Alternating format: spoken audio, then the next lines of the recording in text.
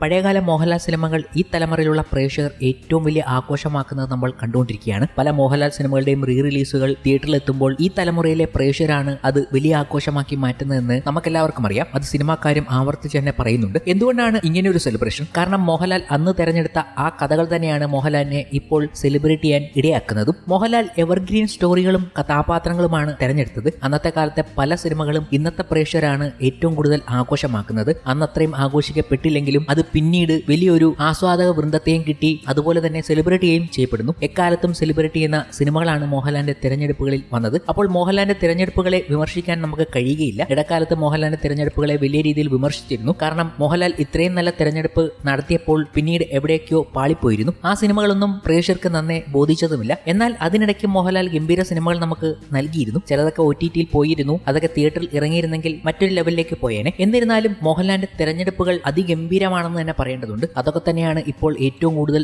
Celebrate ചെയ്യപ്പെടുന്നതും. അപ്പോൾ ഈ ഒരു കാലഘട്ടത്തിൽ മോഹൻലാൽ ചില സിനിമകളെയൊക്കെ തിരസ്കരിച്ചിരുന്നു. കാരണം അത്ര നല്ല സ്റ്റോറിയല്ല എന്ന് വേണം കരുതാൻ. അത് തന്നെയാണ് സംവിധായകർക്കും പറയാനുണ്ടായിരുന്നത്. മോഹൻലാലിന് ആ കഥ ഇഷ്ടപ്പെട്ടില്ല എന്ന് അടുത്തിടെ വ്യക്തമാക്കിക്കൊണ്ട് എത്തിയത് വിപിൻ ദാസ് എന്ന സംവിധായകനായിരുന്നു. മോഹൻലാലുമൊത്ത് പദ്ധതിയിട്ട ചിത്രം ഉപേക്ഷിച്ചുവെന്ന് സംവിധായകനും തിരക്കഥാകൃത്തുമായ വിപിൻ ദാസ് അടുത്തിടെ പല അഭിമുഖങ്ങളിലും വ്യക്തമാക്കിയുണ്ടായി. ഇപ്പോൾ ഏറ്റവും അവസാനം പറഞ്ഞ കാര്യത്തിൽ മോഹൻലാൽ തന്നെയാണ് അത് റിജക്ട് ചെയ്തത് എന്ന് അദ്ദേഹം വ്യക്തമാക്കുകയും ചെയ്തു. കഥ മോഹൻലാലിന് ഇഷ്ടമാക്കാത്തതിനെ തുടർന്നാണ് ചിത്രം ഉപേക്ഷിച്ചതെന്നും വിപിൻ ദാസ് പറയുകയുണ്ടായി. നിർമ്മാണത്തിൽ പങ്കാളിയായ വ്യസനസമേതം ബന്ധുമിത്രാദികൾ എന്ന ചിത്രം പ്രദർശനത്തിന് എത്തുന്നതിന് മുന്നോടിയായി ഒരു അഭിമുഖത്തിലാണ് വിപിൻ ഇക്കാര്യം വ്യക്തമാക്കിയതും. വരാനിരിക്കുന്ന ചിത്രങ്ങളെക്കുറിച്ചുള്ള ചോദ്യത്തോട് മറുപടി പറയുകയായിരുന്നു വിപിൻ. വാഴ 2 ഷൂട്ട് നടക്കുന്നു. ഏതാണ്ട് 40% ഷൂട്ടിംഗ് കഴിഞ്ഞു. സന്തോഷ് ട്രോഫി സെപ്റ്റംബറിൽ തുടങ്ങും. ബാക്കിയെല്ലാം അഭിമുഖങ്ങളാണ് എന്നായിരുന്നു വിപിന്റെ വാക്കുകൾ. ലാൽ സാറിന്റെ അടുത്തൊരു കഥ പറഞ്ഞിരുന്നു, അത് ഉപേക്ഷിച്ചു. ഫഹദ് ഫാസിൽ SJ സൂര്യ പടവും ഉപേക്ഷിച്ചു. ഡേറ്റ് ബജറ്റ് പ്രശ്നങ്ങളെ തുടർന്നാണ് ഫഹദ് ഫാസിൽ SJ സൂര്യ ചിത്രം ഉപേക്ഷിച്ചത്. ലാൽ സാറിന്റേത് കഥ അദ്ദേഹത്തിന് അത്രയും ഇഷ്ടപ്പെട്ടില്ല. വിപിൻ കൂട്ടിച്ചേർത്തത് ഇങ്ങനെയായിരുന്നു. ഇതുകൂടാതെ പലരും മോഹൻലാലിനെ വെച്ചൊരു സിനിമ ചെയ്യാനുള്ള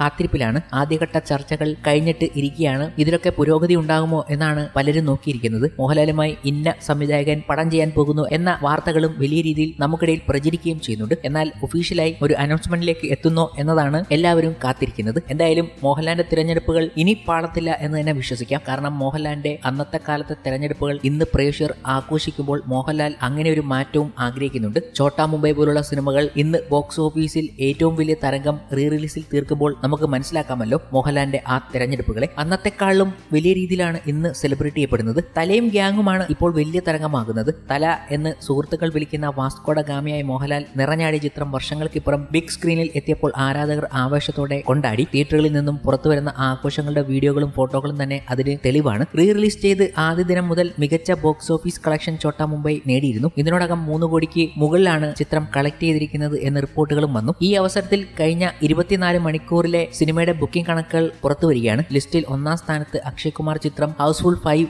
ആണ്. 1,05,000 ടിക്കറ്റുകളാണ് ഈ പടത്തിന്റേതായി 24 മണിക്കൂറിൽ വിറ്റഴിഞ്ഞിരിക്കുന്നത്. 2ാം സ്ഥാനത്ത് കമൽഹാസൻ സിനിമ തഗ് ലൈഫ് ആണ്. 11,000 ടിക്കറ്റുകളാണ് ഈ സിനിമയുടേതായി വിറ്റഴിഞ്ഞത്. ഹോളിവുഡ് പടം മിഷൻ ഇംപോസിബിൾ 3ാമതെത്തിയപ്പോൾ 4ാം സ്ഥാനം ഛോട്ടാ മുംബൈ സ്വന്തമാക്കി. 87 കോടി രൂപ കളക്ട് ചെയ്ത ഫൂൽ ചുക് മാഫ് എന്ന ബോളിവുഡ് പടത്തെ കടത്തിവെട്ടിയാണ് ഛോട്ടാ മുംബൈ ഈ നേട്ടം സ്വന്തമാക്കുന്നത് എന്നുകൂടി ഓർക്കണം. അങ്ങനെ പല വമ്പൻ ചിത്രങ്ങളെ പോലും ഛോട്ടാ മുംബൈ എന്ന ഈ റീ റിലീസ് ചിത്രം കടത്തിവെട്ടുന്നു. ഇതുകൂടാതെ മോളിവുഡിൽ പുതിയ റിലീസുകൾ ഉണ്ടായിട്ട് പോലും ഛോട്ടാ മുംബൈ ആണ് ഏറ്റവും കൂടുതൽ കളക്ഷനും ആഘോഷവും തീർക്കുന്നത്. മോഹൻലാലിന്റെ ഒരു കാലത്തെ തെരഞ്ഞെടുപ്പുകൾ ഇന്നത്തെ തലമുറയിലെ പ്രേക്ഷകർക്ക് ഏറ്റവും പ്രിയപ്പെട്ടതും ആഘോഷിക്കുന്നതുമായ ചിത്രങ്ങളായി മാറുന്നു.